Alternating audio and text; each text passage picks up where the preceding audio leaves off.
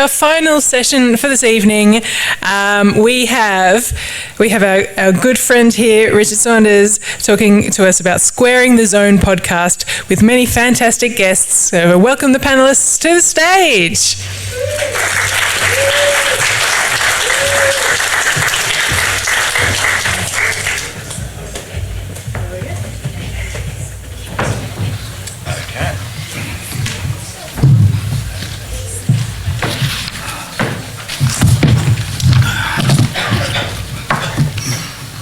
Well, it still doesn't describe why I'm so scared of huntsmen. Sure, they can't kill you, but they scared the kapoopy out of me. They move so fast. Yeah.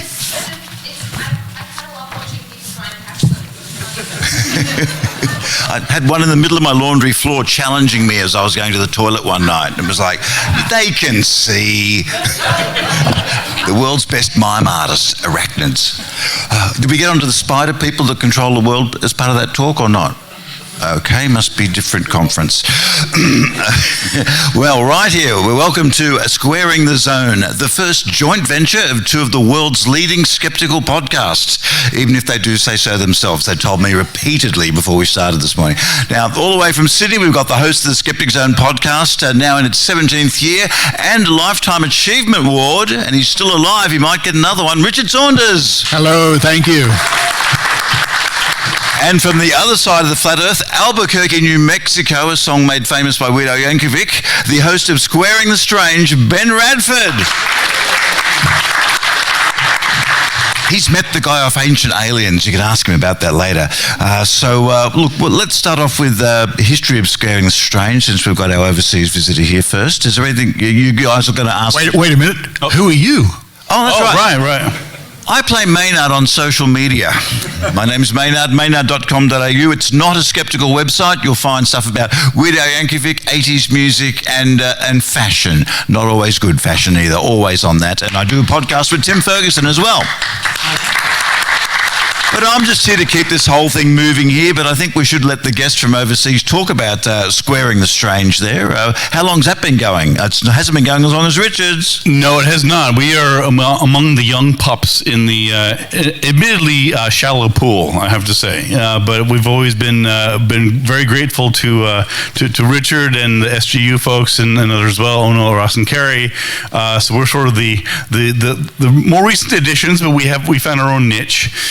I first did podcasts, some of you may have heard, called Monster Talk many years ago with two co-hosts, and that sort of fell by the wayside. And then more recently, of course, we have Squaring the Strange, which is with my co-host Celestia Ward and occasional co-host Pascal Romero. So it's a nice sort of blend of, she is a caricature artist in Las Vegas.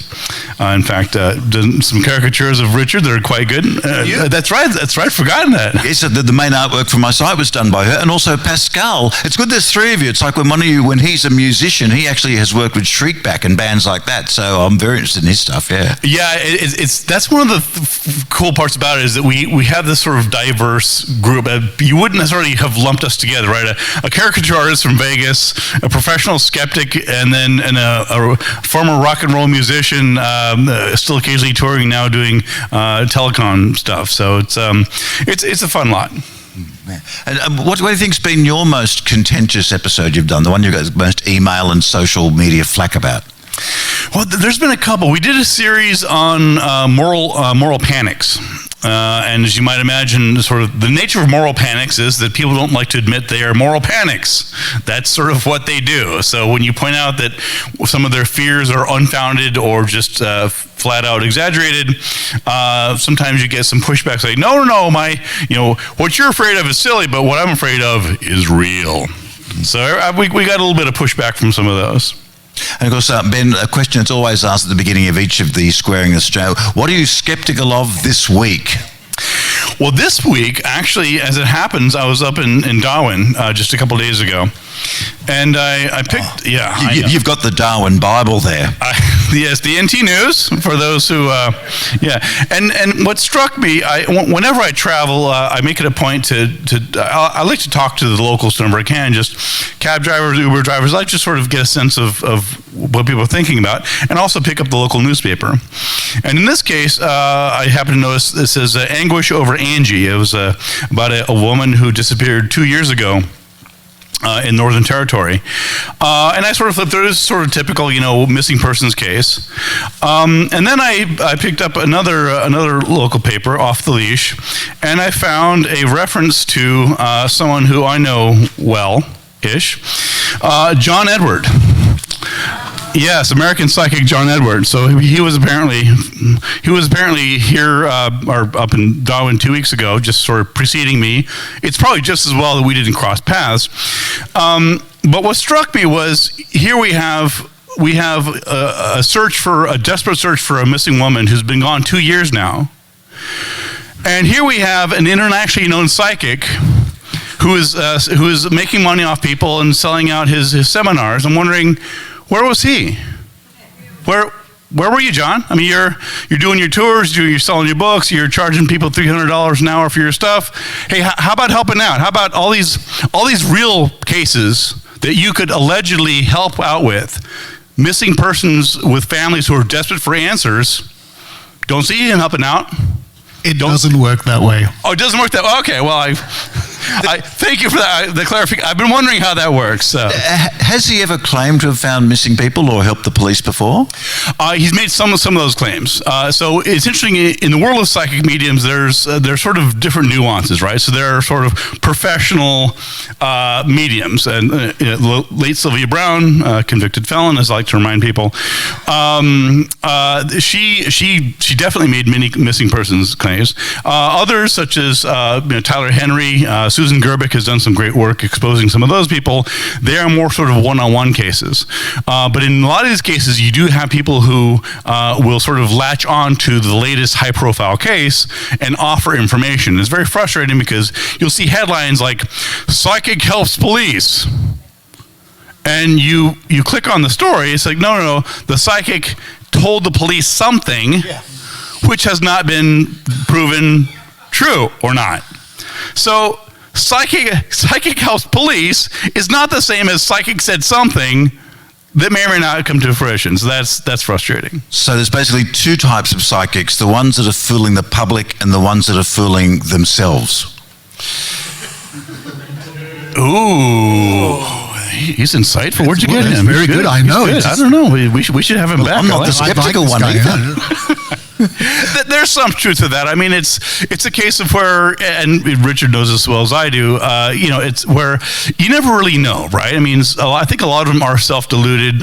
Most of the psychics that I've met, and I even briefly dated one, which is a whole other story. Hang on a minute.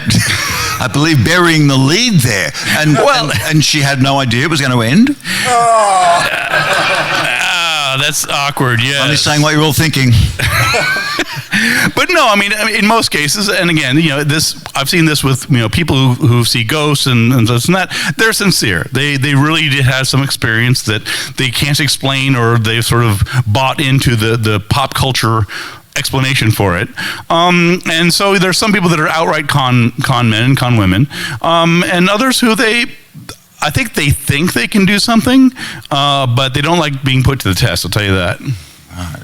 And Richard, you want to tell us a bit about the history of the zone, the Skeptic Zone? Yes. I put on my podcasting voice. The Skeptic Zone really started in one form or another about, what year is this? Yeah, over 20 years ago, where I had a weekly session on Net FM radio with my friend Stefan Soika, who still is credited as the original co-host of the Skeptic Zone. He comes in periodically.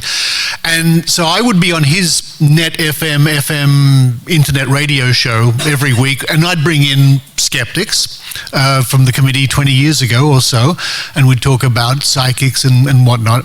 And when that show came to an end, Stefan and I thought, well, we'll just keep doing stuff. So we cobbled together a little audio show. This is really before podcasting was a thing. Then for a while, for about a year, we went to video, and I was making a half an hour video show with us fronting the camera and me with the camera going out doing reports. But to make a half-hour video show every week is just terrible. It's so demanding.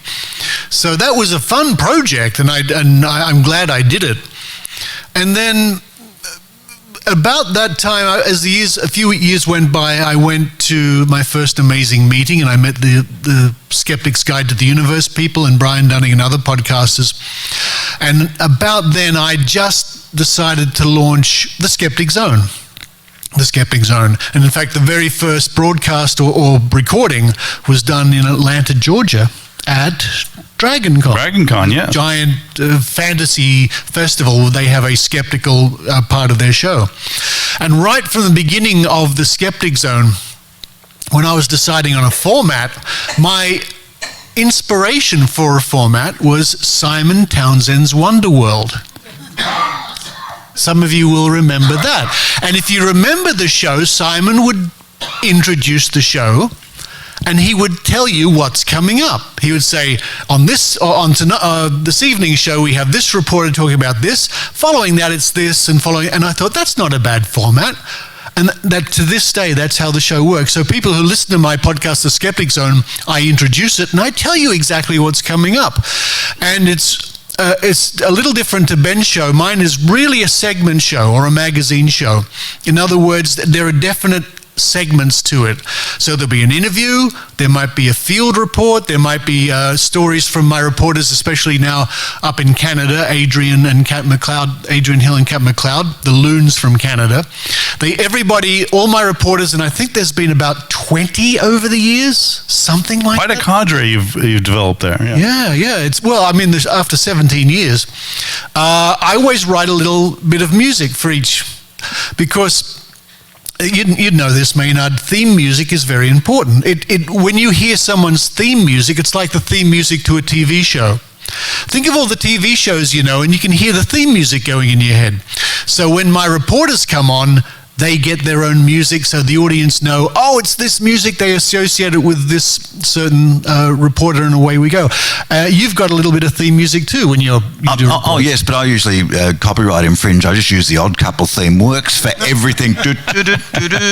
What's going on in the skeptical? Hey, but what is the go with the skeptical fairy godmother angel from the internet who's obsessed with condiments? Oh, yes. Part of the fun of the Skeptic Zone is, I've got little ad breaks sometimes, and in fact, I often play promotions for Squaring the Zone. Not Squaring the Zone, for Squaring the Strange. A fine podcast you've never heard of. No, and I have to thank you so much. You've been nothing but supportive of the podcast, and we're still going, but it is nice to and every time whenever Celestia sends me it's like, oh, it's very weird. We have 20 more subscribers in Australia. I'm like, well, that's Richard. That is entirely due to Richard. So. Well, part of the philosophy of my podcast is I promote other podcasts because I don't believe we're in competition. No. We should promote each other. So I'm happy to promote any skeptical podcast or skeptical podcast. So when the pandemic hit, we couldn't do Skeptics in the Pub anymore. And we decided to go online. So every month we'd have a Skeptics in the Pub online. Usually I would host it and we'd have special guests, but it was all done by Zoom. And I thought, well, how can I promote this? And you don't know where these ideas come from. And my friend Michelle Biggersma, who's a reporter in Melbourne, I said to her, maybe we could do a funny thing where I'm upset and sad because I can't go to the Skeptics in the Pub, and you can assure me that there's Skeptics in the Pub online. And somehow we wrote this thing where she's an angel that appears from the internet and says, don't worry, Richard, you can still meet up online. But we've had lots of adventures with the skeptical fairy godmother angel. She also likes maple syrup. You'd have to listen to the show to understand that. And she used to be the tooth fairy. Wow. I'd like to hear how she lost a job. That would be interesting. Now, you both do very different kinds of podcasts in some ways. Like yours is you don't even interview people every week, do you? We occasionally do. Not that often. Typically, it's a case of where I'll be meeting with Celestia and or Pasquale, and we'll just sort of say, it's something that's I think part of the reason that we've been at this for 5 years and change, we started on April Fool's Day, which was honestly an accident. But we did not intend to. It just happened to drop on April 1st. But part of it was that, as with Monster Talk and most of the books that I've done, I've been very fortunate in my life to largely. There we are. I'm the bald one on the right. Yes, you look really angry about something. That was my badass look or something. I'm glad you pointed that out, Ben. I was confused which one was you. Well, yes, Celestia. Yeah. Anyway, but yeah. So, and one thing that we often do, it's a matter of is part of the longevity is finding topics that interest me. Because I couldn't be doing this, and I think the same for life. You can't, if you're doing it for somebody else, then that's how you burn out. And so, to the extent that we keep doing this because I'm interested in something, or it's a subject that I've personally investigated, I've written an article on it, and this and that, and so that turns into it. And then the other source is. Folklorist. So I'm a folklorist, and I speak at folklore conferences. And inevitably, I'm at some folklore conference, and somebody will come up and give a 20-minute talk on the strangest folklore topic. We need to have that person on the show. Could you give us a broad definition of what that is? Folklore. Sure. It's most people don't know what folklore is. It's odd. People are like, well, contemporary folklore. I bought the book The Vanishing Hitchhiker. Yes, which to me kicked off a bit of a contemporary. And same for me. So that was written by a colleague of mine, Jan Brunvand, and he is sort of considered the godfather of urban legends. And I was fortunate to have him write an introduction to one of my pieces. So that just like you, that was my introduction to folklore. But basically, it covers a wide variety of things. So it's fairy tales, it's conspiracy theories, it's gossip, it's rumor, it's ghost lore. It is all the sorts of narratives. It's even things like what's called foodways. Foodways. What is that? It's sort of stories about kitchens and food preparation. So you could even I know. Here's the thing about the folklore. Sounds okay to me so far. Well, I know it's weird because you go to these conferences and there's people talking on their pet interest, and it is so obscure. Like you'll be seeing someone is talking for 25 minutes on illustrations in 13th century German cookbooks, and you're thinking, nobody cares about this. And then you go and like, this is really interesting. This is super cool. I had no idea. And so I'll give you an example. The most recent episode is actually an interview with a folklorist colleague of mine in Canada, and she's discussing the conspiracies about Canadian wildfires, about how there's political conspiracies and sort of the Jewish space lasers and all that. So that sort of folds into the folklore. And you both got different types of shows. Are there any questions you want to ask each other about each other's podcasts? I mean, Ben would love to have all those people doing the work on his show for him, I'm sure. I'm sure you would, Ben. But you've got those cats, so... Cats, the Skeptic Zone cats, they always help me up in the studio. My question to you, Ben, is there are three of you. Yes. You're not in the same place, are you? Where are you all? We're in the ether, Richard. You're out there. So Celestia is in Las Vegas. I am in Albuquerque, and the other co-host, Pasquale, who's been on sort of sporadically, he is also in the same city, although we don't actually... Actually, of course, during COVID, we weren't meeting in there anyway. So the three of us are there, and usually, and I give all credit to Celestia for editing the show. She pulls it together. To the extent that I sound smart, it's because of her editing. Let me tell you. But yeah, so that's how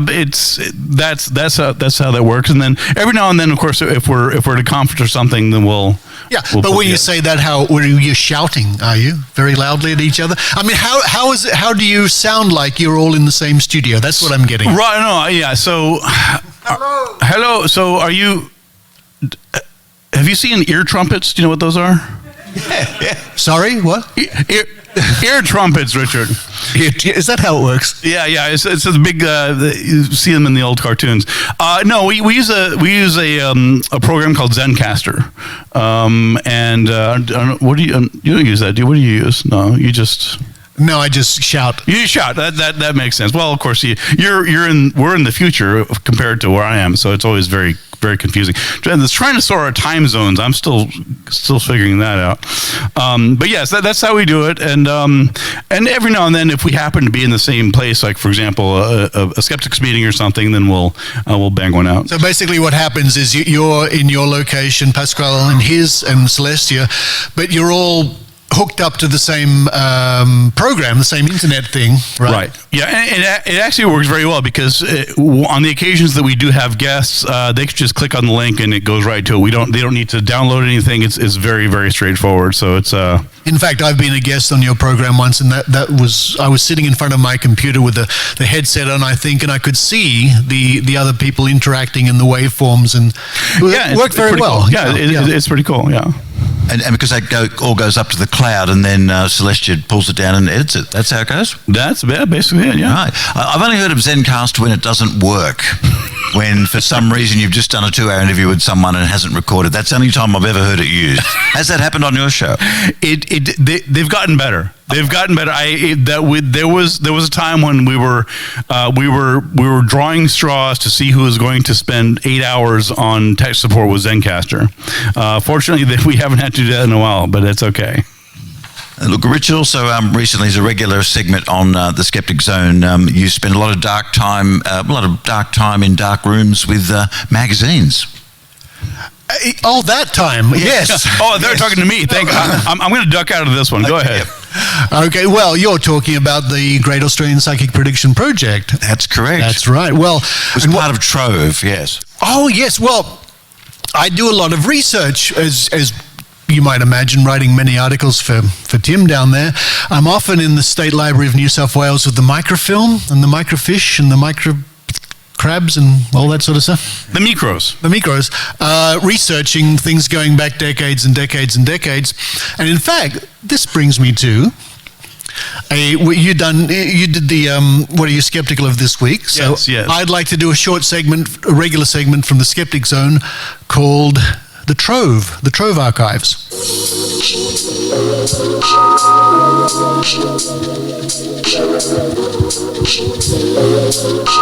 Best use of porn music ever.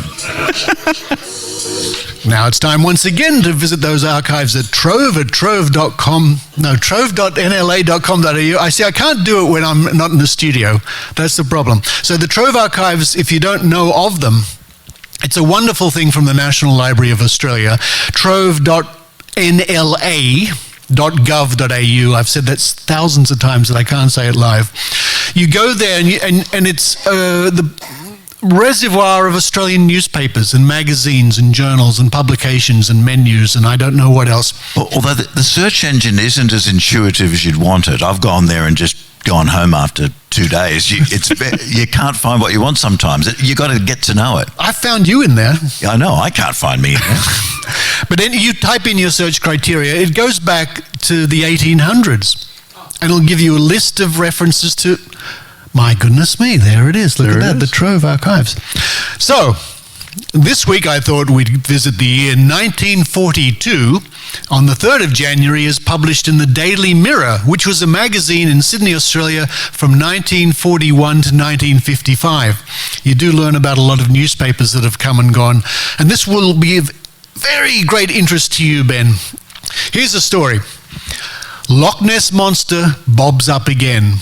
Now remember, this is 1942. Daily Mirror World Service, London. In the rapidly diminishing memories of peacetime, there lives the story of a monster. For quite a time, while the war was little thought of, the Loch Ness Monster occupied many columns of front pages throughout England. Travellers saw it. Fishermen saw it. Innumerable people saw it, but no one could ever prove such a monster really existed. Sounds like a fascinating report. Well, that's another one. You're getting close, I suppose. Oh, of course, if you type in Loch Ness Monster or Loch Ness to the Trove Archives, you get lots of reports.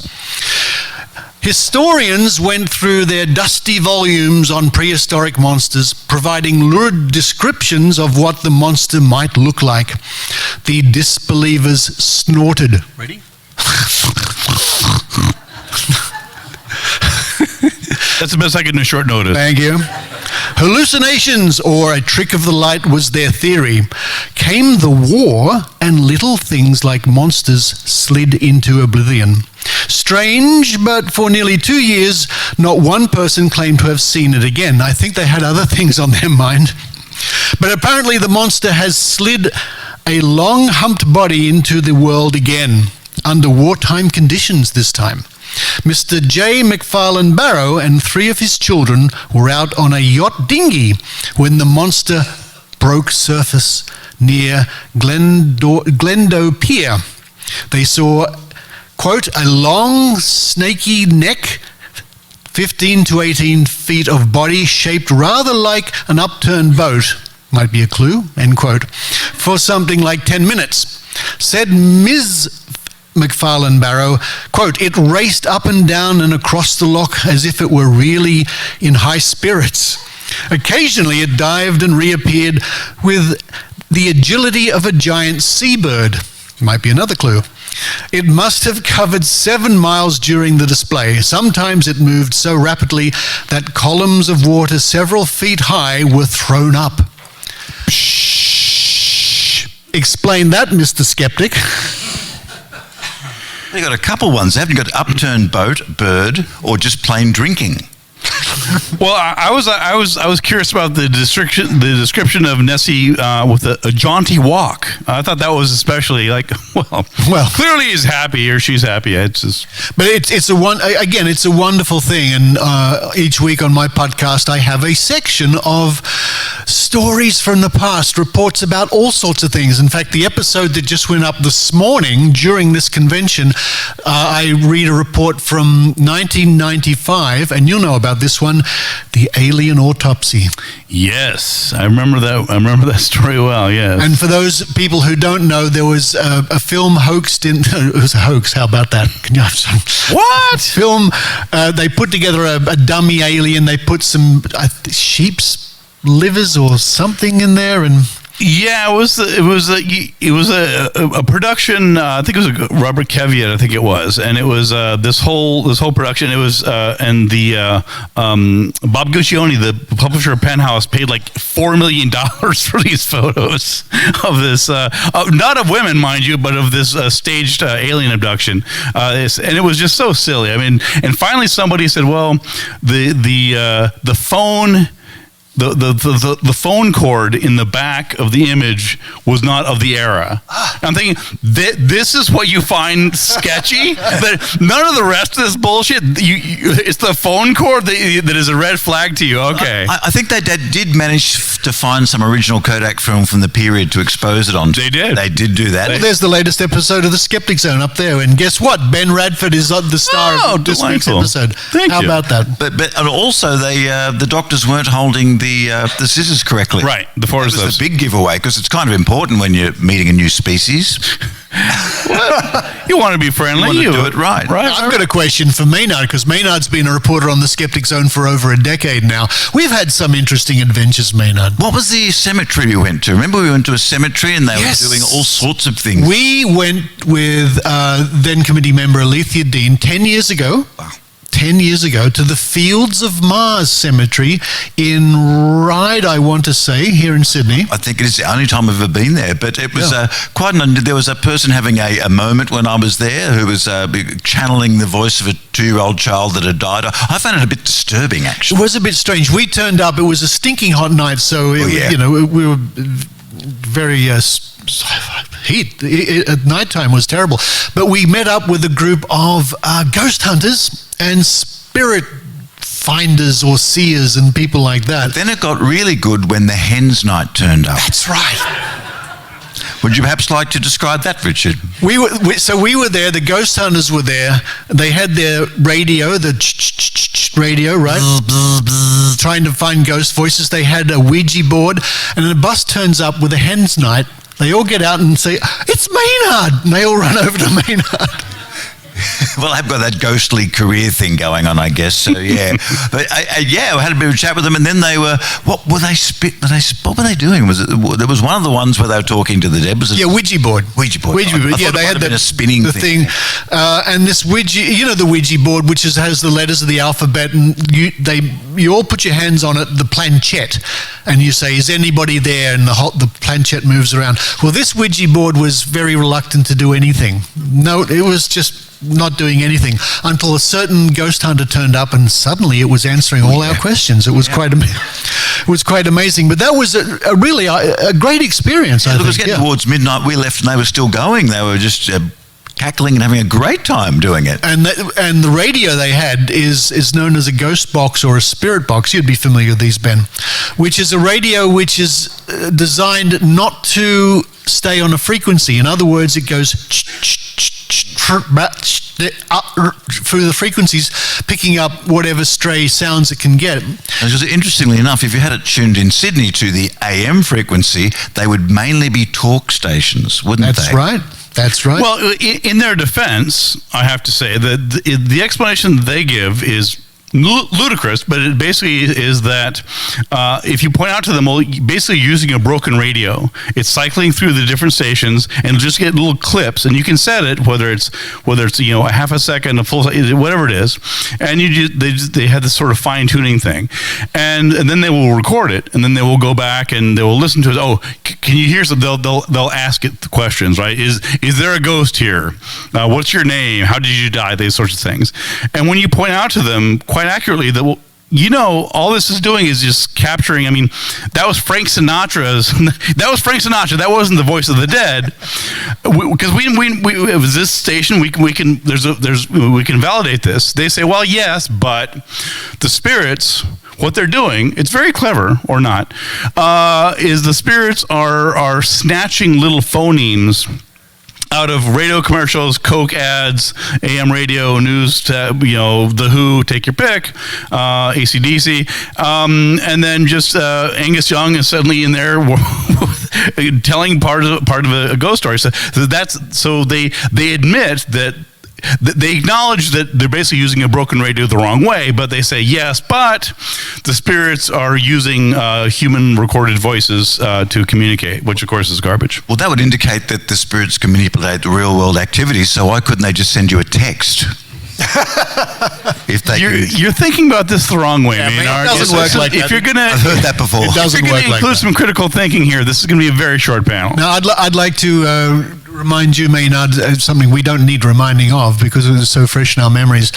So, I don't know, 6, 7, 8, 9 years ago, we attended the first night in Sydney of a podcast meetup group. Oh, yes. Yes. And we thought, that sounds like something we should be involved with. So we turn up, and it was initiated by just one of the best people who have ever lived, Dr. Siobhan O'Sutherland, who had a podcast called Knowing Animals. She was into animal rights and treat animals with dignity, and she was I think she had a PhD in biology. I can't quite remember. Yes. But just, one of the most wonderful people you could ever meet. We got very good friends with her. We'd hang out and do podcasting things. And then not so long ago, she let us know that she was diagnosed with ovarian cancer. And it was too late. It was stage 3 or I can't remember the stage it was. And she contacted me. She said, I've got this ovarian cancer. I'm not going to survive. Awful shock to hear that from a friend. And she said, you know what? I really want to spend the rest of my life, which I think ended up to be about 2 years after she let us know, less than 2 years. Longer than she thought. And she said to me, can we go out? I've discovered the most haunted street in Sydney, which is in Glebe, apparently, just not far from here. Just under the aqueduct. Yeah, it's a very strange place. And she said, can we go out there and look for a place for me to haunt? I'm sitting on the phone going, and she said, what I want to do is have a little adventure on your podcast, and while we're doing it, I want to tell everybody about ovarian cancer. And that's what we did. A very powerful episode. Very powerful episode. I was interviewing her about her wanting to haunt that particular place, and I said, really, you shouldn't limit yourself to near where you live. I mean, if you're a spirit, why do you have to go to any particular place? Why not go on a tour or something? Haunt a few places. Go to places in Italy you've never been to, you've always wanted to go to. And she hadn't thought of that, and I thought that was kind of interesting. Yeah, why limit yourself to a house or a street? Go on holiday, right? Haunt a cruise ship. Haunt a bloody continent. Yeah, or the next time one of those billionaires is going into space, take a ride up there. Go see space. Why not? Now, of course, she was looking for an interesting angle we could use on the Skeptic Zone to put across a very serious message. So it was quite surreal. It was just sort of on the tail end of COVID, so we're still masked up, I think. But Maynard, Siobhan and I walked around this whole area looking under the spooky areas and talking about where the ghosts might be. Oh, yeah, and there were lots of huntsman spiders everywhere. Oh, yes. That right time of the year, because there was abandoned tents, and they'd got inside the tents and everything, yeah. So that was the scariest thing I found. Yeah, and I can't admire her too much. Amazing woman. An amazing woman, because when we did that, she had already had major surgery to try and help her. And when she had her surgery, abdominal surgery, she suffered a stroke and went blind in one eye. But she was one of these people, no matter what life threw at her, the horrors of going through this, she was optimistic and wanted to help people. Yes. It was truly amazing, yeah. So that was one of the most, I think it's probably one of the most moving things one of the best episodes of The Zone for sure, but we've done so many, and they've gone through, how many different reporters do you think you said you've had on the show? In the vicinity of 20, I think, yeah. You want to be a reporter? Yeah, absolutely, sure. Well, actually, I was going to ask you, Richard, so given that you have this huge body of episodes, and of course, in light of your recent well-deserved Lifetime Achievement Award, which he may win again. Could you do one per lifetime? How does that work? Well, it says lifetime, but it does. If you're still alive, you can always get it again. In my next life. Okay. Well, I was curious. So, I followed your work. We've been friends for many, many years, and so I was wondering, what would you consider like 2 or 3 of your your favorite investigations, or the Great Australian Psychic Prediction is an amazing piece of investigative work. That's amazing, but that's sort of a high profile recent one. But I'm wondering if there are other ones that maybe go back longer that maybe aren't as well known, but that you're especially proud of. I know one of the controversial ones that I didn't have to worry about it, but you got the mail about it, is when I interviewed Jessica Adams, the astrologer, on the show. Yes. People were not happy. People were not happy. They were not happy. Well, one of my favorite episodes was in the vicinity of 10 years ago. On the one episode, I interviewed James Randi, and I think it was at a convention or something like that, but it was just a really nice chat with James Randi. We sat down and we were swapping stories, and it just, when I listened to it back, I thought, it's great, And on the same episode, I interviewed Dr. Richard Wiseman. So I happened to be all over the world. I happened to be in Edinburgh, and Richard and I took a walk by the river and just chatted about psychology and skepticism and things like that. No script, no idea what we were going to say, but it turned into a wonderful conversation walking along the river. And those things you can't buy, I do like field reports, and we've done other ones apart from the ghosts. Look, a bit all over the place, yeah. And also sometimes you'll even host the place from a report from somewhere. The whole show will come from somewhere. You and I did a paranormal conference once up in the Blue Mountains. Up in the Blue Mountains, and also Maitland Jail had a one-off paranormal conference too. That was pretty good. I wanted to ask you, with the psychic prediction project that you did, you looked at lots of magazines. Who's better with predictions? Is it That's Life or Women's Weekly? I don't want to waste my money, Richard. New idea, I think. Oh, okay, great. Oh, they got pictures of the Queen in there too. That was quite a process, and Steve Roberts, Steve, helped me with that in Melbourne. So in Sydney, I raided the library here, the State Library of New South Wales, and I can't remember which. I think it was Women's Day. I went through the entire back catalogue of Women's Day going back to the year 2000, page by page, and looking for every psychic prediction. Then a year later, I went and spent a week with Steve Roberts in Melbourne, and every day we travelled to the National Library of Victoria and went through the other new idea, page by page, thousands of pages. So, you know, when people talk about this project, oh, it took a lot of work and time. Yes, it bloody did. It really did. And just with the abstract, Richard, what was the percentage of hits that all of the predictors in all these magazines over the period of time got correct? What was the percentage? The broad percentage of predictions that we found were correct after 3,811 predictions analysed, roughly it's 11%. 11% of predictions published in Australia from the year 2000 to the year 2020, you could categorize in one sense or another of being correct, which means the other roughly 90, 89% are either wrong, which was the majority of them, were too vague to really mark, just waffle, vagueness, or we didn't know, we couldn't find out the answer. So it's a too vague, wrong, and predictable. Some of the predictions we read at, what do you see coming this year, psychic? I can foretell earthquakes in California.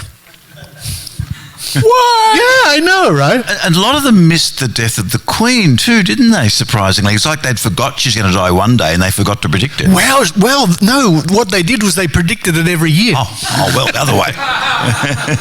I did something similar to that when I was in Buffalo, New York for a decade, where Skeptical Inquirer and Center for Inquiry is, and I happened to come across a stack of newspapers.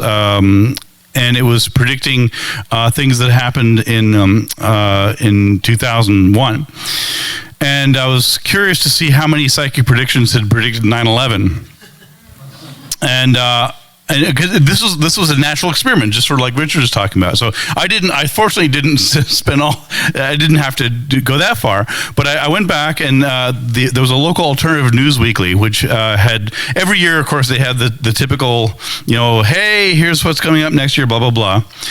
And I'd forgotten about it and noticed, like, oh, this is curious. Now that it's 9/13, I wonder what they predicted. So I went back, and there were 10 psychics that were interviewed.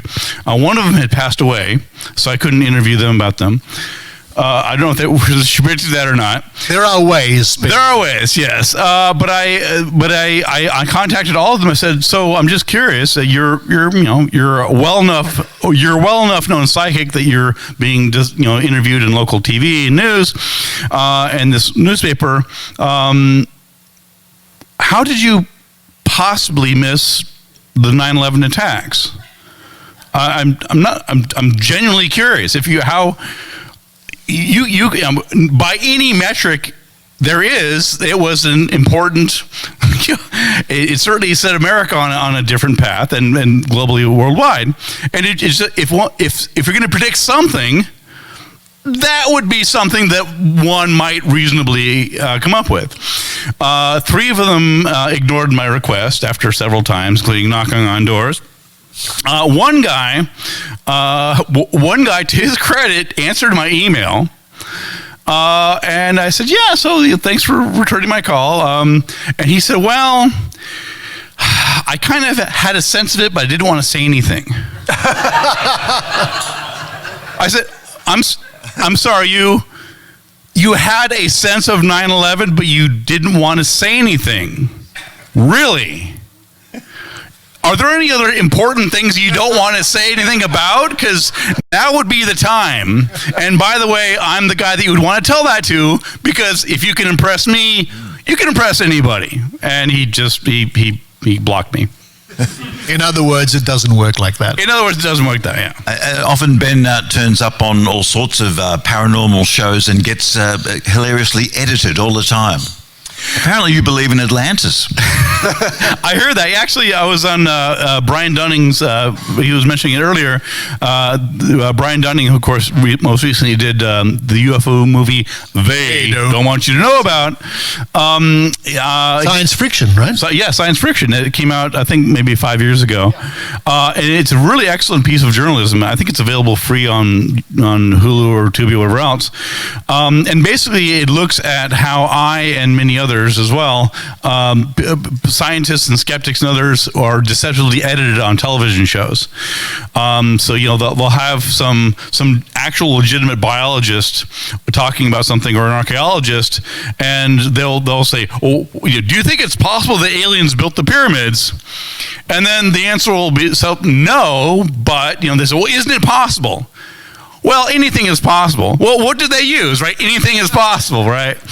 And so I knew that Brian was working on that project, and I actually offered, I'll spare you the whole story. Basically, I sort of went undercover for one of the television shows, because I had been on a TV show called Strange Evidence, where they would send me 15 or 20 clips of what they consider to be unexplainable video. And let me tell you, the things that a TV producer thinks are unexplainable and the things that you or I would think are unexplainable are two very different things.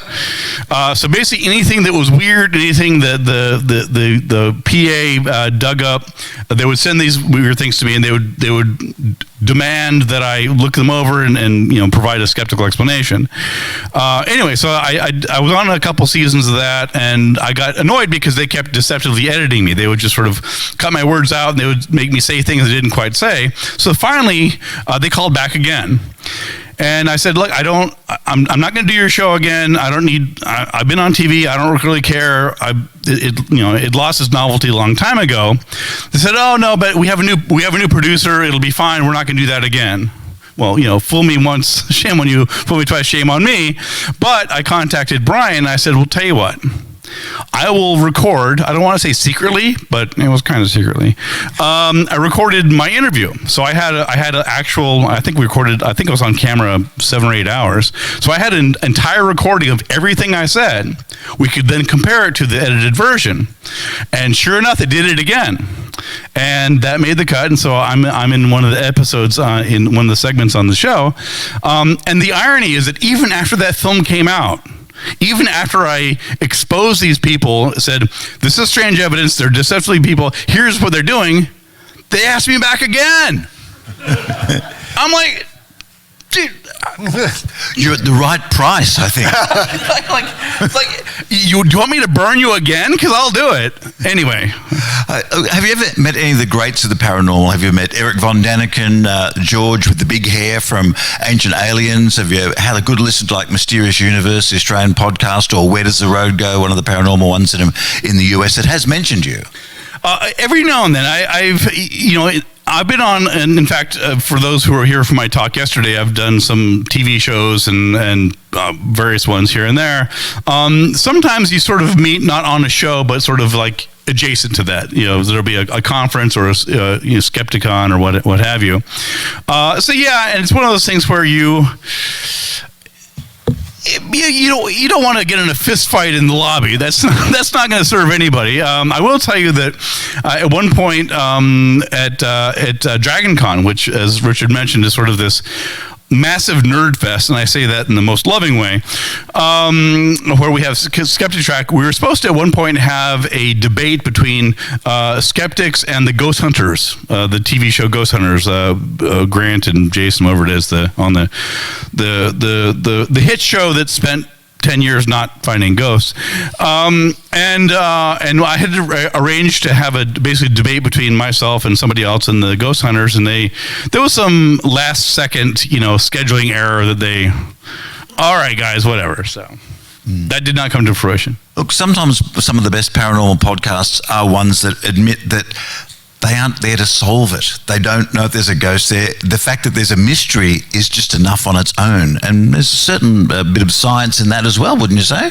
The mystery is enough, and it can be investigated by science, can't be investigated by paranormal people, but if they're just happy to enjoy the mystery without a palaver, Well, there's a big mixture of podcasts out there. There are thousands and thousands. So there is everything from what we do is trying to, take a skeptical and reasonable look at things to people who are just out to have a great time. And the truth isn't that important. The story and the entertainment is more important to some podcasts and to some TV shows, right? So they don't mind if the ghost is there or not. It's irrelevant as long as it's an entertaining show. Well, speaking of a bit of entertaining show, it's about 10 minutes before our time's up here. Do you want to take some questions from the floor? The floor? Or the chairs? The chairs. Let's ask the chairs. Okay. Some Any chair questions? questions. Do you have any chairs? Put your arm up. Oh, never mind. Well, actually, do you listen to any paranormal podcasts at all, Ben? Come on. There must be one on there. I listen to a few podcasts. I don't really listen to the paranormal. I listen to Skeptic Zone and a couple others. I just don't have the time, honestly. And in the few cases where I'll be watching a television show, usually if anyone's in the room with me, there's yelling very quickly. I'm like, that's not. I know that for a fact. This is not that. So it just gets annoying for them because I'm just kibitzing and just correcting every third statement. So I for my own blood pressure, no, I don't. I remember listening to an episode of Squaring the Strange once, and when you set the volume on your TV, it's only ever to an even number, isn't it, Ben? I'm surprised you remember that. That is one of my quirks. That one of my sounds many a bit quirks. superstitious to me for someone. I don't. Yeah, does anyone else do that? There we go. Oh, See, well. there we go. Thank you. I appreciate that. Yes, Mine goes up to 11. as it would. Yes. But my dad has hearing difficulties. He regularly has his television on 98. I live a couple of blocks away. I can hear it if I open the window, yeah. His neighbours must be having a great time with, I don't know, whatever he's watching late at night, probably Matlock or something. I guess. No questions? We don't. Oh, yes, we do. Right at the front. Oh, a couple in the front and the back. And everybody wants a question. Here we go. It's not even a question. It's a thank you to a lot of people who might be in this room.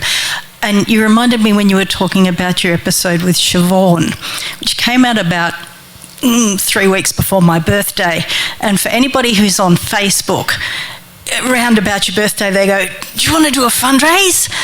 And I did, and I think I raised about $700 for ovarian cancer, and it was thanks to you and to That's right, because she gave the suggestion, didn't she, on the show? Yes. Yeah. Oh, thank you for doing that. Thank you to everybody who did that. That's wonderful feedback for a podcaster to hear because, I did the show hoping it would help and to know that it did something. Yeah, and also with podcasting, apart from the odd angry letter or your dad telling you should get another job, you really don't get a lot of feedback sometimes, and that's amazing to hear. Thank you. That's great you did that. Question here. Thanks very much, guys. We've had a great time. Thanks to everyone who's organised this. It's been fantastic the whole weekend. Ben, do you class disinformation as a kind of folklore? Oh, yeah. Good question. Yes. So it's a bit tricky because there's the parlance that folklorists use and there's the general public parlance. So, for example, to folklorists, a rumor may or may not be true. To the general public, a rumor is something that is false and usually scurrilous, and that's just sort of what it is. So sometimes it's difficult because a folklorist will be talking in a folklore context and refer to a rumor that is true. And people are like, well, that's not a rumor. No, we're using it differently. Just in the same way that, if you're talking to a physicist and they use the word energy, and you're talking to Deepak Chopra and he uses the word energy, you're probably not using energy in the same way.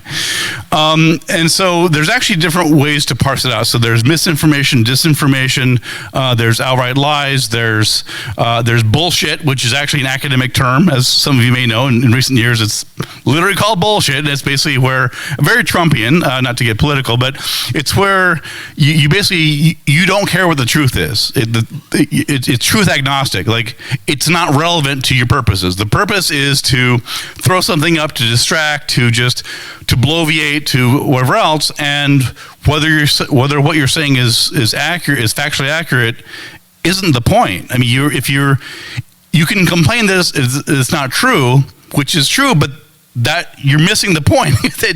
That's not relevant to the criterion. So essentially, yeah. So in folklore terms, yes. So there would be, again, misinformation, disinformation. There's different sort of shades of it in an academic context. But certainly from folklore, it would be, yeah. So there's rumor, there's gossip, there's narratives, there's different urban legends, and once again, many people think urban legend. The common phrase "urban legend" is often misused because in a folkloric context, they're actually often called contemporary legends because they're not necessarily urban. But I'm just rambling. But the answer is yes. In the back, several in the back. Up there, yeah. You're making me walk all this way.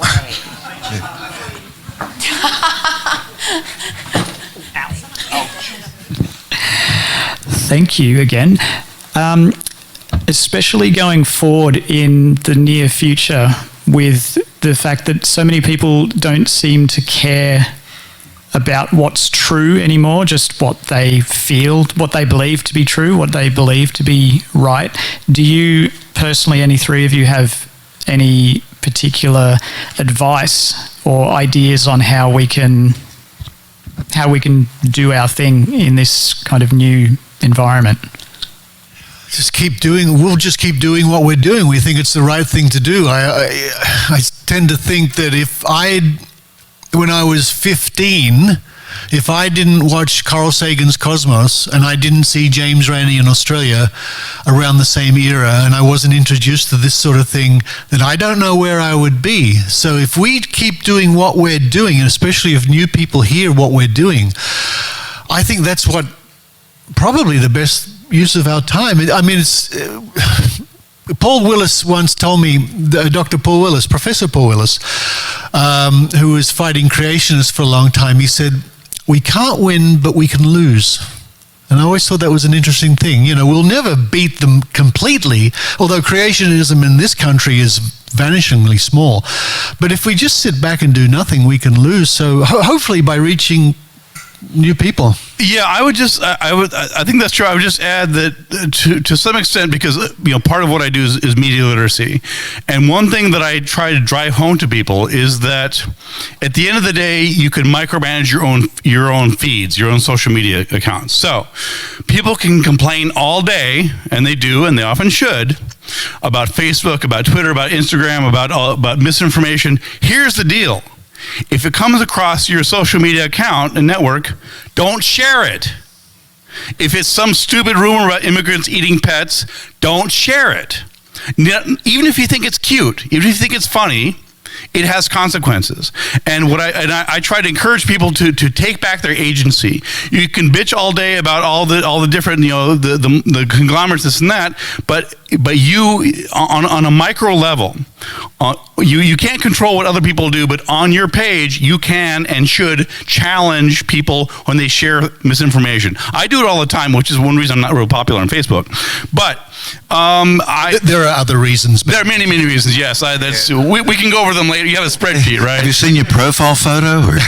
but that's part of it. Is don't instead of complaining that the Elon Musk or Bezos or whoever else, yeah, they're a part of the problem, but so are you if you're liking and sharing and not stopping that stuff in its tracks, because you have that power. Even if you're sharing it to be critical of it. In some cases, yeah. So there's a whole, we don't have time to get into it. There's a whole sort of information theory where part of the problem is that in order to debunk something, you have to repeat it, right? In order to tell people what you're debunking, you have to bring it up in the first place, and that sort of, in some cases, repeats it. So typically, there's different ways around it. One is to recast it. In other words, take it out of its original context. Instead of sharing that meme, write something that debunks that without sharing that meme. So that's one way. And the other way is just don't like, don't share, just stop it. And if someone shares it on your, just tell them, I'm not, you may not care whether you're sharing bullshit on my page, but I do. So it's not going to be tolerated. Well, I think we're just about out of time here, so let's thank. One more. Have you considered that if any psychic had predicted 9/11 before the fact, their life wouldn't have been worth living after it occurred. Like, they would have had so many law enforcement officials on their front door that following morning that they would have, never been seen again. Like, even to admit to you after the fact that they'd seen it coming could have had legal consequences for them. Well, no, but the thing is that was published in the newspaper, so I didn't have to challenge them on it. The fact is that they were asked what important events are going to happen the next year. You can come up with all sorts of ad hoc explanations as to why they didn't do it, but the fact is that none of them predicted it, and they acknowledged as much. And here's the other thing: is that police and psychics and other police have to listen to some psychics just because it's information. They don't sort of believe them, but there's information. So law enforcement agencies get misinformation, bogus warnings about stuff all the time. So it's, and that doesn't mean that anybody who gives information is arrested or in trouble. So I don't buy that, but I see what you're saying. Okay. Well, look, thank you. We're out of time now. Please thank Richard Saunders from the Skeptic Zone and Ben Radford from Squaring the Strange. Get those